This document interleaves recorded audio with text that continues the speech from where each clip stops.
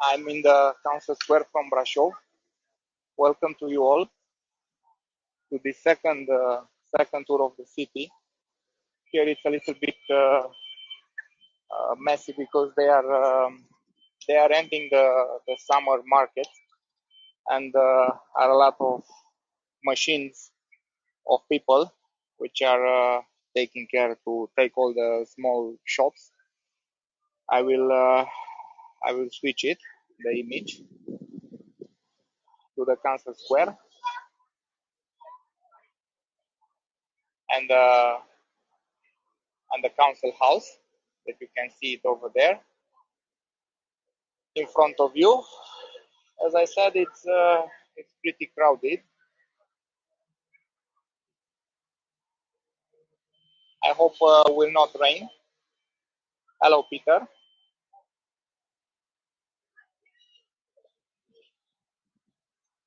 And in the next 60 minutes to have a clear sky. I'll show you a little bit the surroundings. Hi, Peter. Dublin, nice.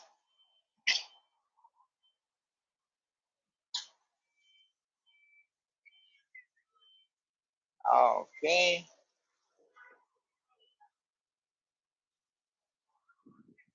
So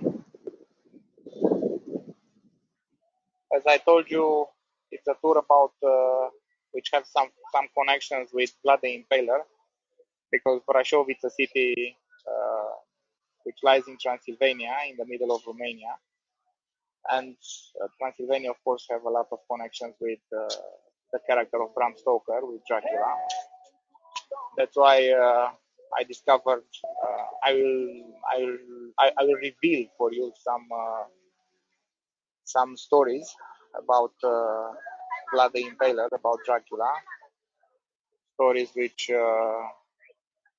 was happened in Brașov, and I hope the signal is good, because I see it pretty orange on my phone.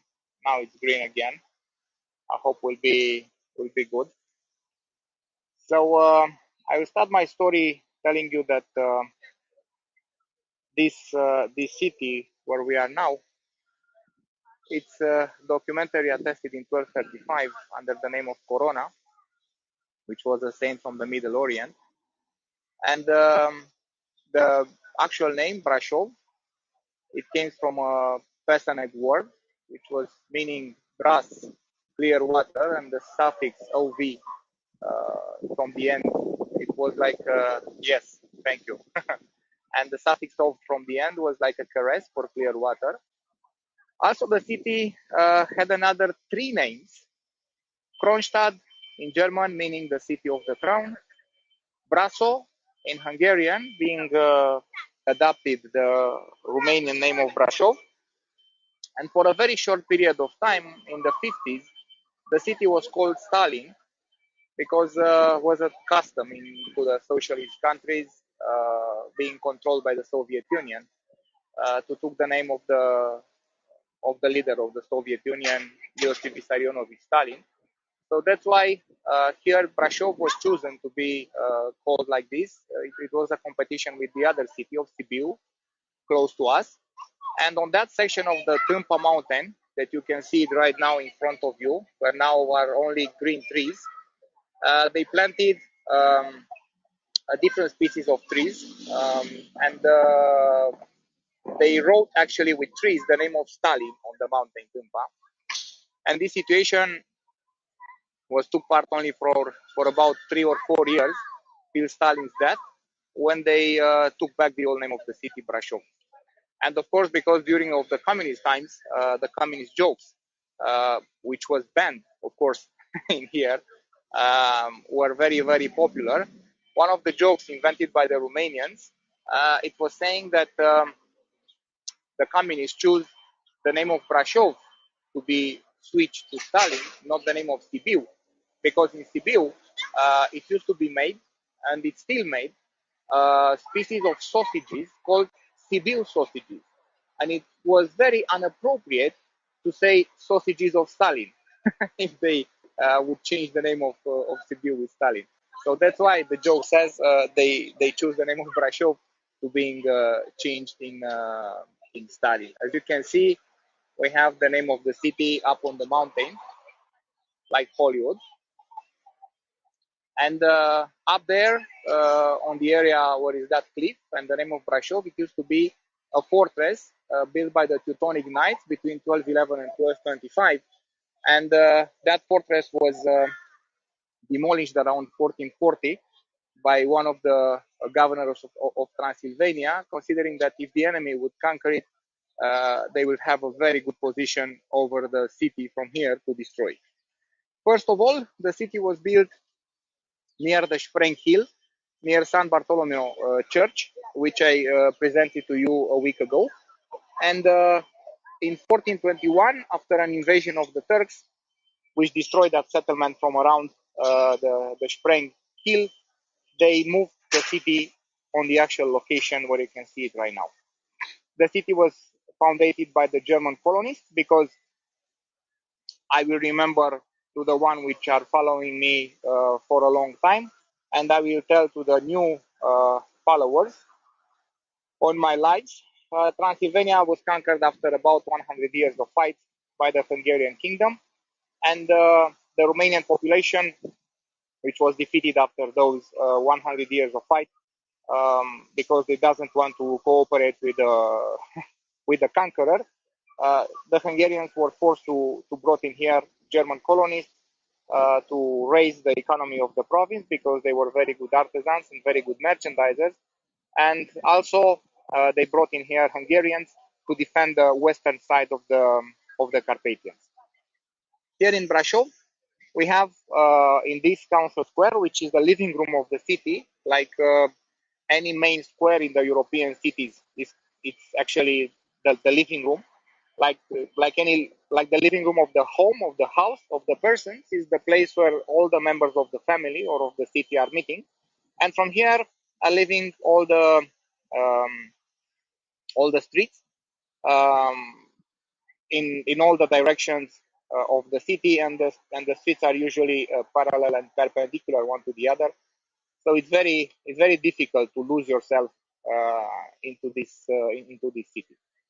Of course, during of the sieges, the people from all around was coming here, because the city had a lot of walls and bastions and towers to defend itself during of the sieges. And here in the middle of the square, it was built first of all into the 16th century, a tower, a watchtower that you can see it even today. And around of this watchtower, the guilds were started to build little by little a lot of small houses, which finally at the end give this shape of the council house, where it used to be actually the local council of the city was gathering together in those times. As you can see, we have a coat of arms of the city on this beautiful Baroque entrance into the city, into the former city hall. It's a crown sitting on a cutted tree with roots, I will call it. And are many stories and explanations about this coat of arms. One is saying the fact that the first name of the city was the crown, Corona, and the roots was a symbol of the permanence of the people on this territory. Another story, it talks about local king Solomon, which was running from some thieves which tried to kill him and rob him, and arriving on a place where two cliffs were standing one before the other, and tried to jump with the horse from one cliff to the other.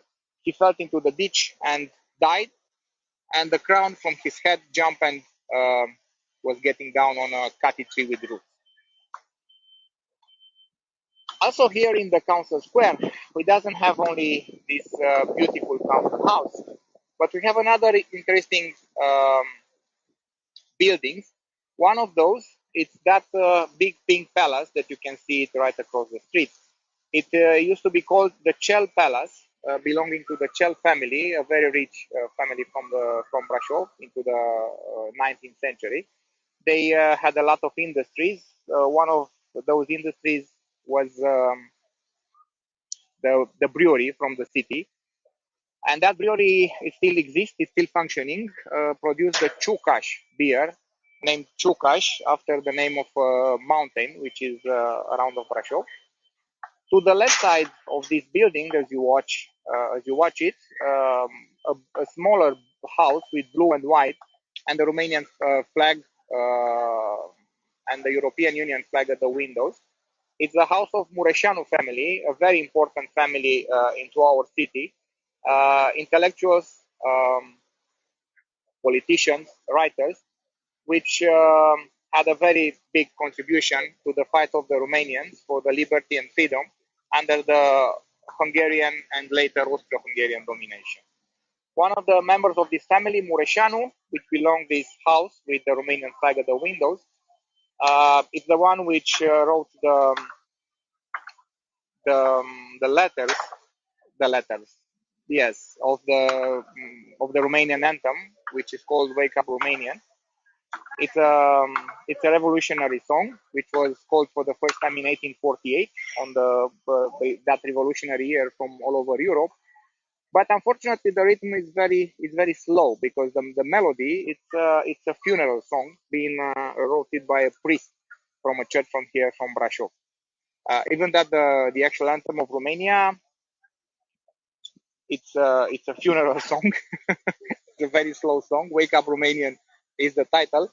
The former song, the one from the communist era, it was very close to the Marseillaise of France as a rhythm. It was a very nice march. But anyway, we are proud that here in our city was sang for the first time in history this anthem of Romania. Another important house, which is here in the square, you can see it is that beige house near the pink palace. It used to be the headquarters of the Austrian army here in Transylvania, and one of the most important buildings of the square. And also, it was used as a hotel for the visit of the Emperor Franz Joseph, Austrian Emperor Franz Joseph, here in Transylvania into the 18th century. Also, I was mentioned that during of the sieges here into the square, it was existed some big halls for like a warehouse for grains, for cereals, for oil, for water, for a lot of other stuff, which was placed under the pavement of the square to have provisions during of the siege. How was found those holes? Very easy, I would say. They had three big ropes into the city. Each rope was kept by one of the important characters of the community, like the mayor, the councillors. And during of the sieges, they was placed these three ropes into a triangle, into the square, and on each node, it was on each rope, it was nodes, and under each node was one of those holes with provisions. They were discovered accidentally, by accident, into the 50s when the people tried to repair the pavement of the council square, and one of the heavy trucks, which was bringing things for the reparation, was felt in one of those ditches. In this way, they actually rediscovered it after many centuries. From here, I will go with you to the Black Church, which is the most important monument of the city. It's the largest church, the largest Gothic church between Vienna and Istanbul, and it's called Black Church for obvious reason, that is black as color, after a fire which was happened in 1689 during of a siege, where the enemy used cannonballs filled with fire, which exploded into the city. The wind was blowing from the right direction. The structure of the houses was made by wood. Also, it was existed about 2 deposits of gunpowder on the way of the fire. You can imagine the rest. The city burned for about 3 days, and From here, the Black Church get the name, the nickname, if you want, of the Black Church. Right in front of you, it's a big house built after this fire from 1689, and it was a house of the merchandise from Brașov.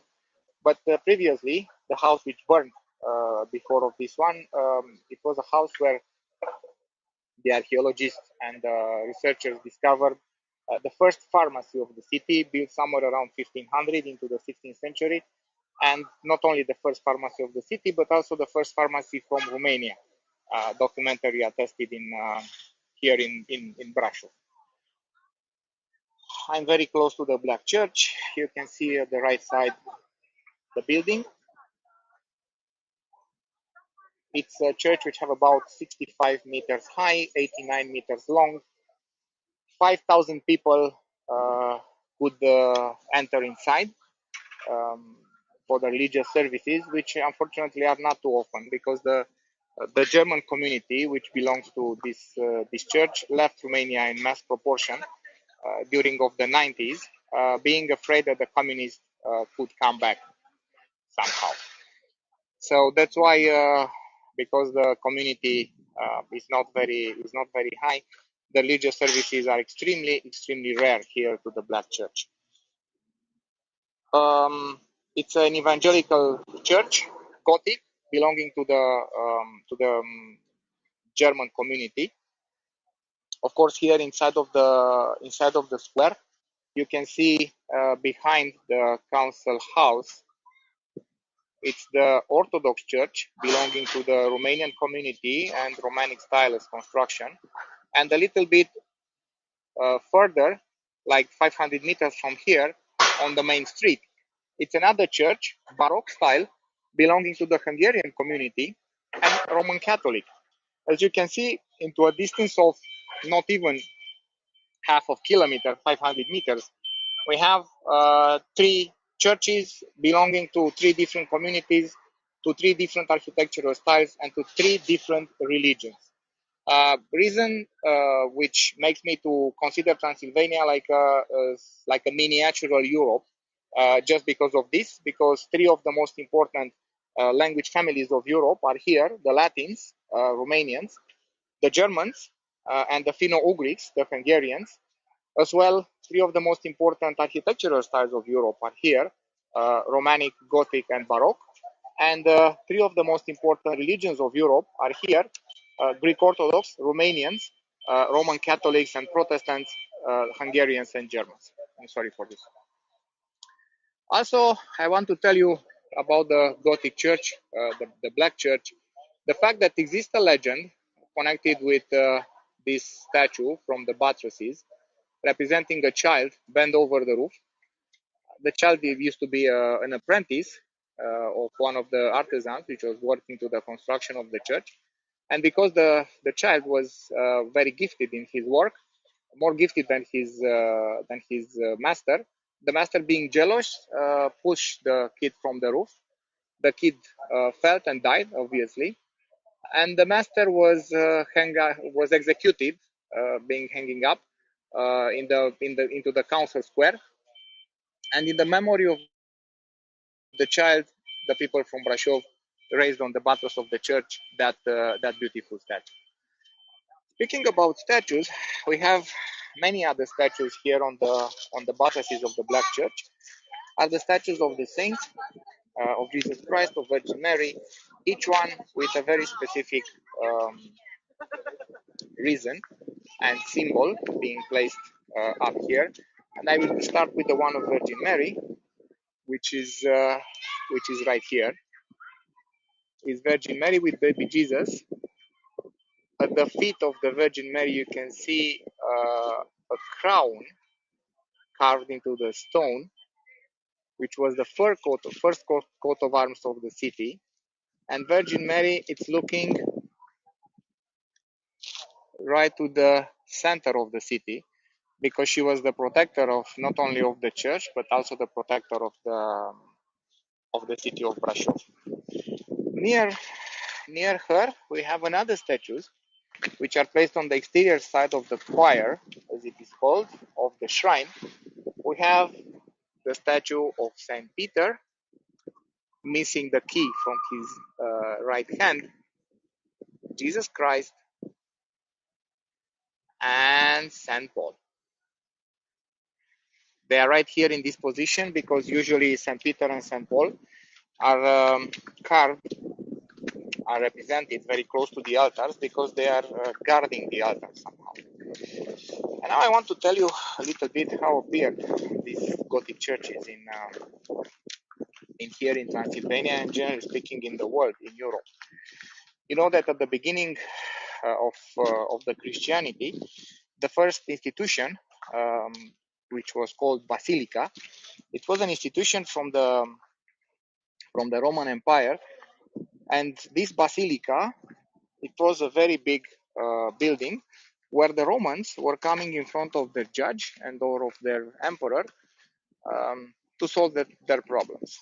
Later, after 330, after Emperor Constantine of the Byzantine Empire made the Christianity the official religion of the empire, the people were starting to come in these basilicas in front of the new judge and emperor, our Lord Jesus Christ.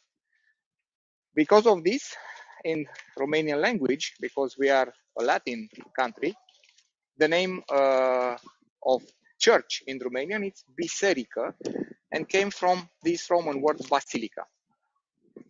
The first buildings, the first churches after those basilicas were built into the Romanic style of architecture, and they try to be a recreation of heaven. That's why inside of the churches are many flowers, many angels, many saints, many figures which are related with the heaven usually. So with all this, something was missing from those Romanic churches. The light, no, the light of God was missing because if you remember, the windows of the Romanic churches are pretty narrow, so the light doesn't enter into a large quantity inside of the church. So that's why the people were starting to think how to build a church with big openings into the walls to create bigger windows, larger windows. They consider that those larger openings into the walls would create the fragility of the resistance of the walls. So that's why a very smart architect from France, of course, discovered the Gothic vault, which actually are two arches crossed into a cross shape, which download the entire heaviness of the roof of the construction on the walls. And because the pushings was not only from up to down, but on the lateral sides, the people starting to build those buttresses to keep standing the walls of the church. So they solved this problem. They built a very big church, a very big cathedral, let's say. They built these big openings for the windows, as you can see here on the black church, and they realized that they doesn't have the technique to build such big windows. That's why they were forced to invent the stained glass windows, which are small pieces of glass, as you know, put it together to create a window with drawings and images on it. So after they create this, after they finished everything, came the critics to criticize, of course. That's why are critics on the world. And the critics said, by the voice of Vespasian, one of the emperors of the Roman Empire, that this new construction, that new Gothic construction, it's ugly. It's so ugly that only some barbarians like the Goths could build something ugly like this one. And from the Goths, the Gothic style. This is the explanation of the name Gothic for the churches and for the other constructions.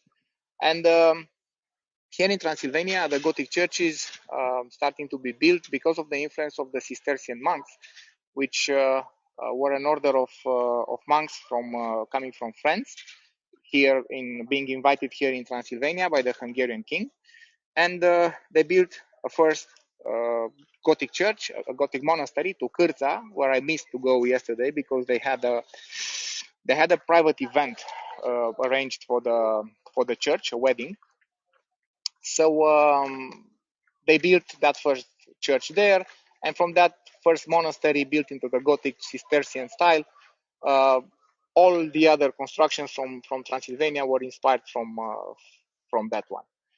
As you can see, the Cistercian Gothic, it's a very simple one, because the life of the Cistercians was a very simple life.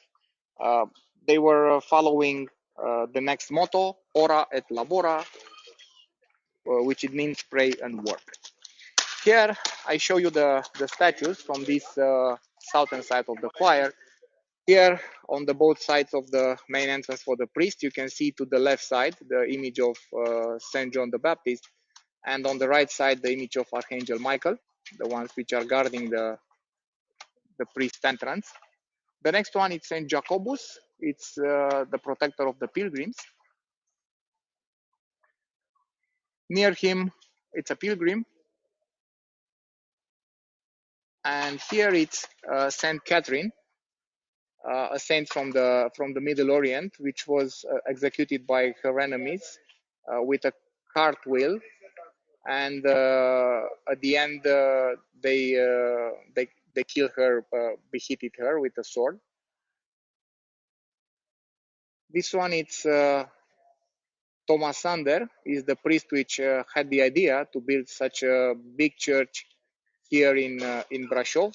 The construction started in 1383 and was ended in 1477, and was built for the purpose of offering here at what this Thomas Sander considered to be the frontier of the Catholic world, because Transylvania, even that the Romanians as a majority of population were Orthodox, it was controlled by the Hungarian kingdom, a Catholic kingdom. So he said, here at the end of the Catholic world, let's place a church to offer a less place to pray to the travelers and to impress the visitors. Of course, in 1535, after the reform of Martin Luther, the things was changed a little bit, because the Germans and the Hungarians switched their religion from Catholic to Protestant, with the contribution of Johannes Honterius, one of the humanists from here, from Brașov. And those trees that you can see in here, acacia trees, were planted in around 1912. These ones from here, in the memory of Philip Melanchthon, one of the friends of Martin Luther. The one from center, dedicated to Martin Luther himself.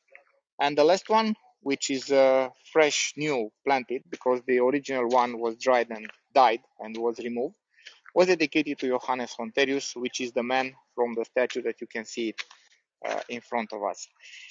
This Johannes Honterius was the one which founded here the first printing house in Brașov, and also the first German school. That's why he's pointed with the right hand in front of him, where it used to be his school developed. And also, of course, it was a small chapel of Saint Catherine, the one which I show to you into that statue from the buttons of the Black Church.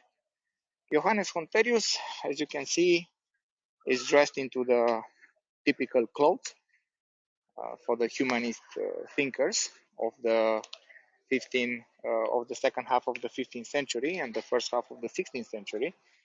And he's pointed with his right finger on that direction. I will show to you the buildings from now. And in his left hand, it's an open book. On one of the pages, it's written the Book of the Reform. On the other pages is written the School Regulation, which are his two fundamental books written by him during his lifetime. And of course, he showed to us this building, where now exists the high school, Johannes Honterius. It's a Baroque building, as you can see. It's a high school where the classes are only in German. And given that the German community was diminished, unfortunately, into the last years, the Romanians are the ones which are attending here for classes, even starting with the gymnasium, and going to the end of the high school, which it means about 12 years of study. So They learn here about the German culture, about the German society, and of course, they learn very well the German language. And from here, it starts a little bit our story about Dracula's romance in here in Brașov. As you know, Dracula corresponds to a historical character from the history of the Romanians. It was a ruler of Wallachia, the south of Romania, from now into the south of the Carpathians. Wallachia meaning the country of a nation speaking the Latin language. It's a word took from the Slavs, took by the Slavs from the Germans. It was a very old German word called Wallen, used by the Germans to name the Latin speakers around of their border. And the Slavs transformed it from Wallen to Vlachen, Valachen, and when they met us, they called us Valachans, and in our country Wallachia. It's the name which was given to the Romanians during of the medieval ages by all the foreigners, even that we used to call ourselves Romanians and our country Romanian country. So this Vlad the Impaler, Dracula, was the son of his father, as I used to say. Is not a nonsense, because his father was member of the Dragon's Order, which was an order of knights fighting against the Ottoman Empire, having as a coat of arms a dragon, obviously, with a cross on his back, and because he displayed this dragon all over his flags, shields, armors, everywhere. The people from Romania call him the devil, Dracul. It means the devil, because in our mythology, in our stories, the image of the dragon is the image of the devil. So that's why his name was Vlad Dracul, or Vlad the Devil. And of course, his son was called Dracula or Draculea, meaning the son of the devil. And this Dracula gained his fame as a very cruel ruler because of the German merchandisers from here, from Brașov, which wrote a lot of stories about his cruelty, just because he attacked Brașov and Sibiu a couple of times, killing and impaling a lot of people, just because they doesn't want to respect the commercial treaty signed by him with them. So that's why he punished them in this way. But till to arrive in this position, Vlad the Impaler, before to become the ruler of Wallachia, he worked for a long period here in Brașov to the defense of the Weavers' Bastion, which is one of the most important bastions of the city. And today it's one of the last bastions, bulwarks, which remain standing into the city. On the back of the street, you can see the Skate Gate, the Skate Gate. I will tell you about it when I will arrive there at the end of the tour. Till that moment, I will try to go with you on one of the narrowest streets in this part of Europe, and obviously in Romania. It's called the Rope Street. It used to be like a frontier between the neighborhoods of the city, neighborhoods of the guilds from Brașov, paying different taxes to the city hall. That's why they had like frontiers. This is the street. And when the people are starting to build the houses, which as you can see are built one near the other because of the lack of space into the city, they covered these frontiers with buildings. So this is the only one which remained till today. I will cross the street, and I will enter on this rope street from Brașov just to see it. And I will continue the story about Vlad the Impaler. So he was working for the defense of the Weavers' Bastion. As you can see, graffiti is everywhere in Europe, even here. Even that the authorities repaint the street 3-4 times in the last years, it's useless. The the people are coming everywhere and every time and writing here. As you can see here on my right side on the wall, it was designed a white place just only for the graffiti, but the people doesn't understand to respect it, so they cover the whole walls. Anyway, the idea is that Vlad the Impaler was working here to defend the bastion, the Weaver's Bastion, and into a winter, I will show you the bastion very soon. And in one of the winters, he saw a blonde lady with beautiful and long tails pulling a sledge with wood after her on the hill where was displayed this Weaver's Bastion in Brașov. He was going very fast to help the lady, to help the young lady to pull the sledge to the top of the small hill where the bastion it still is, and she fell in love with her very, very, very fast. The daughter was called Katarina and was the daughter of the chief of the Weavers Guild from here, from Brașov, and it was, as I said, it was love at first sight between them, and it was a relationship which stayed for about 20 years and resulted about 5 children from this one. This lady, it's the lady of the Rope Street. It's a statue which symbolizes the Rope Street. Now we are on another street from the old city. The same old German houses, as you can see it everywhere. And Vlad the Impaler continued to have a relation with this lady, and of course the father of Katarina wasn't very happy with this relationship, and because he had plans with her to marry her with another German boys from here, from Brașov, and because they treat her pretty badly, when Vlad invaded and tried to conquer Brașov in 1460, he impaled a lot of merchandisers, a lot of German merchandisers from here, and Katarina was pitied by the ladies and by the people from Brașov because they knew about her relationship with Vlad the Impaler, and was displayed on a pillar of infamy, as it used to be called, in the council square. And then Vlad negotiated actually her liberation in exchange of the lives of other merchandisers from Brașov, which was captured by him.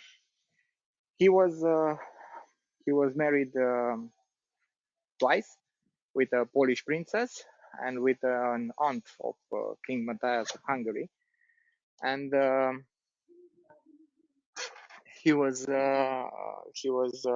married with them, but his only love was this Catherine. Fortunately, we still have in Brașov the house where she was lived. As far as I know, today in her house it's a small hotel organized in there. So I will present it to you very, very soon. So one of the wives of Vlad, that Polish princess, was jumped into the Argeș River from Poenar Fortress. I hope to arrive there one day to climb those 1446 steps through the forest till the fortress of Vlad the Impaler, but probably next spring, because today the weather will be not very good to climb up there. Plus, I have to wait the bears to enter into their nests, because into their caves, because are some bears patrolling the area, and it's very difficult to to go up there. I will go to show you the house where Katarina lives, and then I will go back to the Weaver Bastion to show it to you.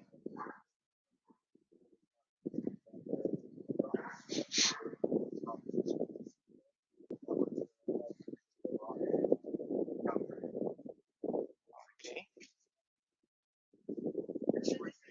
If you have questions till this moment, I will ask you to ask. If you have some questions to ask me till this moment, I will be in 2-3 minutes near the house of Vlad the Impaler, of his love.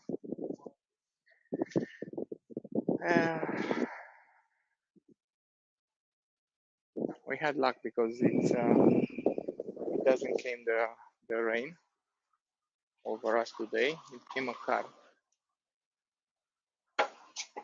I will let it go.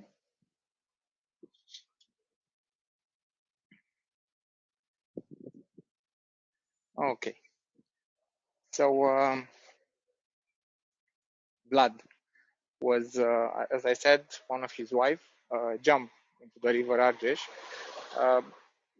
First of all, the main reason it says that to not be captured by the Turks, which invading Wallachia in that year, but also couldn't stand it with this affair of Vlad the Impaler with Katarina.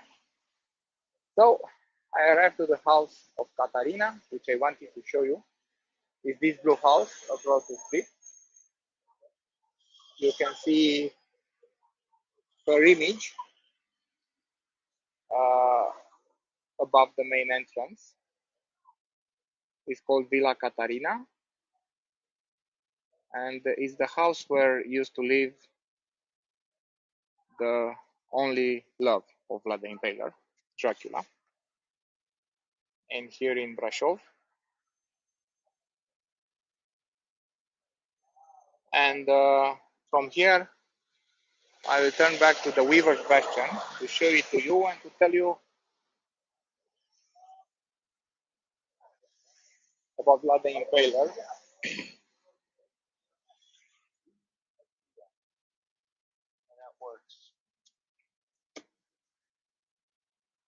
So, in the moment when the Turks invaded Wallachia in 1462, it was the second attempt of them to get rid of Vlad the Impaler, which was a very strong enemy of them. And the Sultan Mohammed II decided to kill him. So first of all, with about 2 years before, in 1460, he sent a small army of 2,000 people to capture Vlad, but Vlad captured them and impaled them all. So 2 years after, when the Sultan was coming in Wallachia, invading the country and trying to kill Vlad the Impaler, he was forced to cross a real forest of impaled Turks. And instead to be terrified, he was very impressed by this performance of Vlad the Impaler and said that he will respect very much a man who is capable to do such a things. That because the cruelty was something normal in those times, of the medieval times, and because of the fact that Vlad the Impaler took this kind of punishment, impaling people, from the Turks. And not only the Turks was the inventors, but also Carol the Great in France around 1200 using to do it. So it's not a trademark of Dracula. It's something that he took from others. This is a fragment of the old exterior wall of the fortress of Brașov. As you can see, it a thickness of about 2 meters high, like 7-8 meters high, just to keep the enemy out. From these walls doesn't remain too much today because many of it were destroyed during of the time. The city was starting to develop a lot, so they have to make way for the new constructions. And one of the gates of the city were destroyed just because the tram car doesn't fit under it, so they were forced to demolish it. As you can see, this is one of the walls which survived. We have another two lines of walls which survived on the city. One is at the foot of the mountain Tampa, that you can see it right in front of you, and one is behind me on the northern side of the city, where also exist the lines of walls. The part from the eastern and the western side were destroyed completely, as I said, because the city is starting to spread in those directions, and not only the fact that the tram car has to communicate and to connect the new corners of the city, but as I said, new constructions starting to appear. Here I'm very close to the place where was developed the Weaver's Bastion, where Vlad the Impaler used to work and to defend. And I'm very sure on the area where he was met Katarina, because this is the way coming from the house of Katarina, which I show it to you, climbing on this small hill to the top, where you will see very soon the Weaver's Bastion. So actually this is the alley, if I can call it like this, where Vlad the Impaler Dracula met his beloved Katarina. And of course that building on the back, it's the sport high school, founded by the Germans around 1890. And now let's go to show you the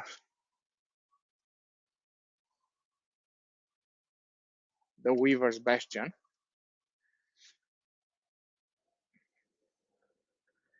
Here, this mountain, this Tampa Mountain, it's we call it mountain, but geographically are missing about 50 meters to be a real mountain.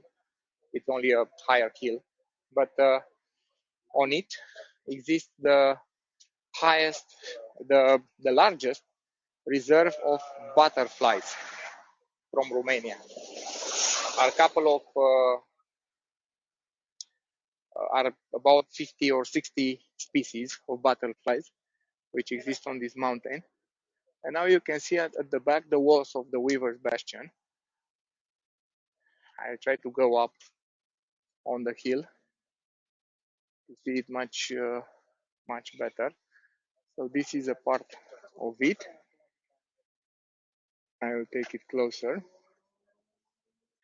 So this is the Weaver's Bastion, built into the 15th century, the one which was defended by Vlad the Impaler.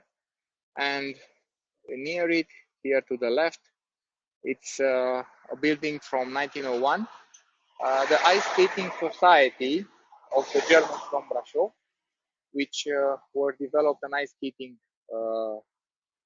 field right here. Now, instead of this ice skating field, during of the summertime we have tennis courts, and during of the winter, of course, we have again ice skating. So the bastion from another position. Okay,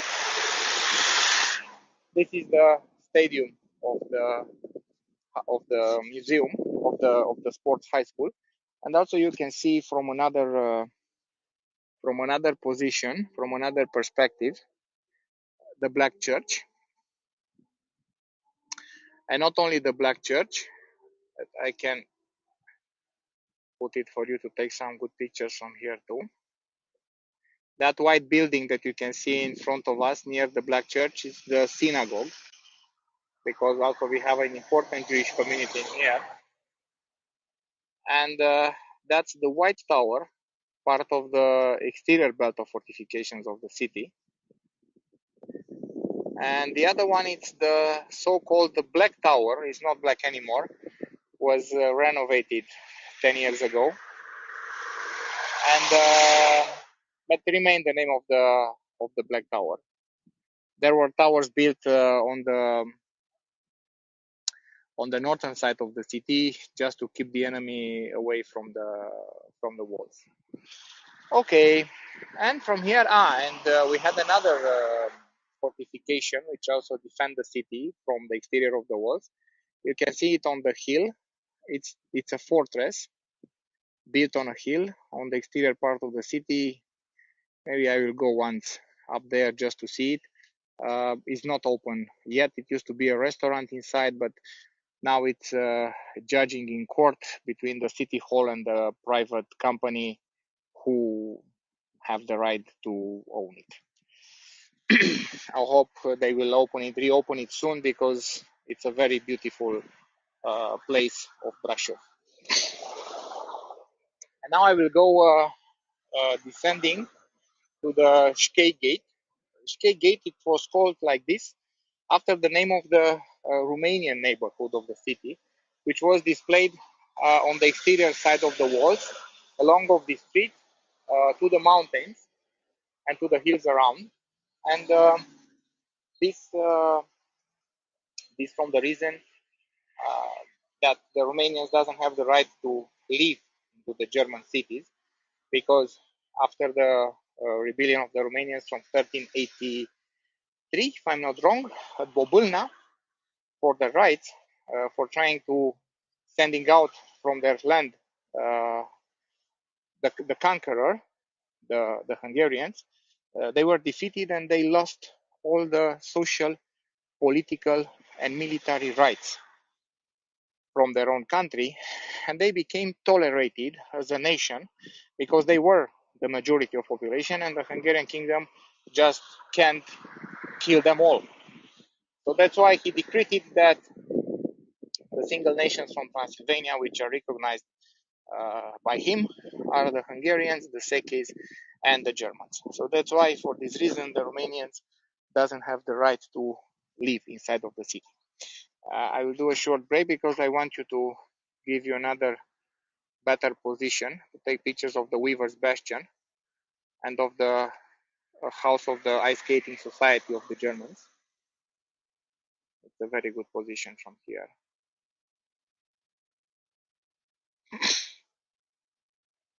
Okay, and of course, during of the medieval times, Brașov it used to be a very important commercial city, because it was placed on a crossroads of commercial roads, and the main commercial road thank you, Anne. The main commercial road from Istanbul going to Vienna was passing by here, and from here was spread into two branches, let's call it. One going north to Sighișoara, the city where the birthplace of Dracula actually, and another one going west to Sibiu, city also where I went a week ago, presenting the Let's Baroque tour, and was reuniting to Sibiu, and from there was continued to go to Vienna. So a very important city, Brașov, and also continued to be an important city for the economy of Romania after the big union from 1918, because here in 1939 we had a aircraft company, a factory, where we built one of the most fastest plane in the world in that moment. We produced a fighter called IAR-80, which was the fourth in the world speed after the American, British, and German planes. Of course, we continue today this tradition of flight here in Brașov. We're still producing helicopters in cooperation with Airbus, and also we're producing planes in Bucharest on a big factory. And this is pretty much normal if I'm thinking to the fact that we gave one of the first pilots in the world in 1905, if I'm not wrong. Traian Vuia, a Romanian, was the first man which flew a plane which actually take off with his own engine. Was this Romanian Traian Vuia, and a couple of years later, Henri Coandă, another Romanian engineer, is the one which invented the jet engine. The jet engine which equipped today all the planes in the world, all the modern planes. It's a Romanian invention of Traian Voia. Hello, Sandy. So, and welcome.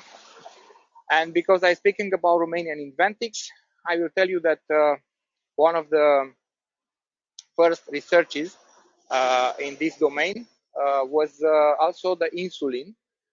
The basics was another Romanian invention, and the fountain pen of Petrache Poenaru was also something invented by a Romanian. So we have pretty many contributions to the world inventics. Here arrived at the exterior part of the walls. This is the Schkei Gate, the one we designed for the Romanians to enter into the German city, a gate which was demolished into the 19th century, into the second half, because of an earthquake. The foundation was weakened, so they destroyed it and built a new one, as you can see it right now, designed for the visits of the Austrian Emperor Franz Joseph, and is very close to another gate from the medieval time. This one remains standing. It's the Saint Caterina's Gate. But till there, I want to show you the first Romanian high school from Transylvania. It's called Andrei Șaguna, after the name of one of the Orthodox bishops of Transylvania. Thank you, Randa. I'm glad that you enjoyed. And this high school, Andrei Șaguna, is now a national college in Brașov, and it's the best high school that we have it in this part of Transylvania. It's the first high school of the Romanians, built into the second half of the 19th century. And now I will enter in this park, which belongs to the faculty of I don't know how to call it.